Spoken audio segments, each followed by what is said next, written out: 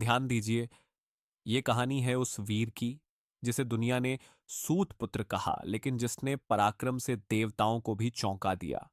महान धनुर्धर कर्ण। हस्तिनापुर की राजकुमारी कुंती को एक वरदान मिला था। वे किसी भी देवता को मंत्र द्वारा बुलाकर उनसे संतान प्राप्त कर सकती थीं। जिज्ञासा में कुंती ने सूर्य देव को बुला लिया। सूर्य देव प्रकट हुए और कुंती को एक दिव्य पुत्र दिया, कवच और कुंडल से युक्त कर्ण। लेकिन कुंती अविवाहित थी। समाज का डर था।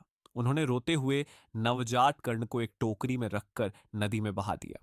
नदी किनारे सारथी अधीरथ और उनकी पत्नी राधा को वह टोकरी मिली। उन्होंने उस बच्चे को अपनाया। यही कर्ण आगे चलकर कहलाया राधेय कर्ण। बाल्यावस्था से ही कर्ण में अद्भुत दक्षता दिखाई देती थी। धनुर्विद्या, शौर्य, दानशीलता, सब प्राकृतिक। कर्ण ने धनुर्विद्या सीखने की इच्छा से द्रोणाचार्य के पास पहुंचकर कहा, गुरुदेव, मुझे भी युद्ध विद्या सिखाइए। द्रोण ने पूछा, तुम्हारे पिता कौन है? मैं सूत पुत्र हूं। बस। यही सुनकर द्रोणाचार्य ने उसे शिक्षा देने से मना कर दिया। यहीं से कर्ण का संघर्ष शुरू होता है। जन्म के कारण ठुकराया गया योद्धा। कर्ण ने सोचा, जब गुरु मुझे पहचान के कारण नहीं सिखाते तो मैं भी पहचान छुपा लूंगा। वह महर्षि परशुराम के पास गया और स्वयं को ब्राह्मण बता दिया। परशुराम ने कर्ण को अपने श्रेष्ठ शिष्य के रूप में स्वीकार किया। कर्ण ने महानतम युद्ध कौशल सीखे, ब्रह्मास्त्र, दिव्यास्त्र, असाधारण धनुर्विद्या।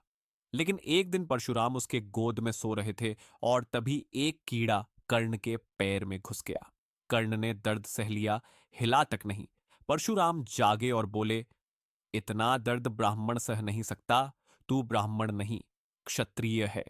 क्रोधित परशुराम ने शाप दिया, जिस दिव्यास्त्र को तूने मुझसे सीखा है उसे तू सबसे जरूरी समय पर भूल जाएगा। यही शाप आगे चलकर महाभारत युद्ध में उसकी सबसे बड़ी विफलता बना।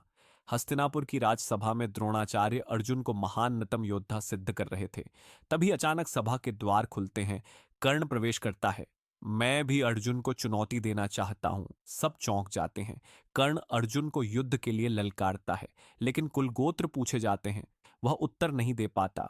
धृतराष्ट्र के आदेश पर भीम उसका अपमान करते हैं। ये तो सूत पुत्र है। कर्ण सिर झुकाए खड़ा था। तभी दुर्योधन आगे बढ़ा। उसने कर्ण को अंग देश का राजा घोषित कर दिया। यहीं से दोनों की दोस्ती की शुरुआत हुई, जो अंत तक अटूट रही। दुर्योधन ने कर्ण को मान सम्मान ही नहीं दिया, बल्कि उसकी क्षमता को पहचाना। कर्ण ने भी प्रण ले लिया, मेरी हर श्वास, हर शक्ति मेरे मित्र दुर्योधन के लिए है। यही मित्रता युद्ध के मैदान में भी कर्ण की सबसे बड़ी प्रेरणा बनी। कर्ण इतना दानी था कि उसे दानवीर कर्ण कहा गया। वह कभी किसी को खाली हाथ नहीं लौटाता था। युद्ध से ठीक पहले भी इंद्र ब्राह्मण बनकर उसके पास आए और उसका कवच कुंडल मांग लिया। कर्ण ने तुरंत दे दिए और मृत्यु के समान खतरे को भी स्वीकार किया। कर्ण और अर्जुन दोनों श्रेष्ठ योद्धा थे। एक का साथ धर्म था, दूसरे का साथ प्रतिज्ञा।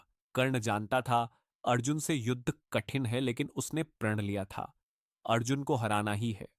कुरुक्षेत्र में कर्ण ने अपनी असाधारण वीरता से पांडवों की सेना पर कहर बरसा दिया। भीम, सात्यकी, नकुल, उसने कई महायोद्धाओं को पराजित किया। गुरु द्रोण के मरणोपरांत दुर्योधन ने कर्ण को कौरव सेना का सेनापति बनाया। कर्ण ने वह नेतृत्व भी निभाया जिस पर कोई भी गर्व कर सकता है।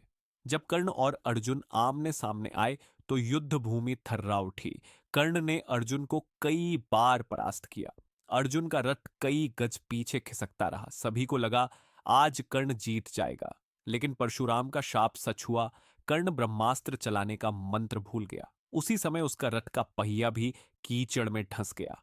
कर्ण उतरा और बोला, धर्म के अनुसार रथ ठीक होने तक युद्ध रोको। लेकिन कृष्ण ने कहा, जब अधर्म साठ हो तो धर्म की अपेक्षा मत रखो कर्ण।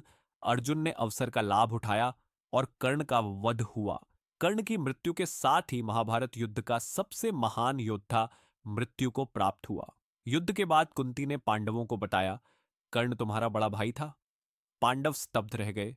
अर्जुन का हृदय टूट गया। दुर्योधन ने भी कर्ण के लिए रोया, क्योंकि वह सिर्फ कर्ण था, योद्धा नहीं, महाभारत का सबसे दुखदायक नायक था। कर्ण एक ऐसा योद्धा था जो जीतने के लिए नहीं, अपनी प्रतिज्ञा निभाने के लिए लड़ा।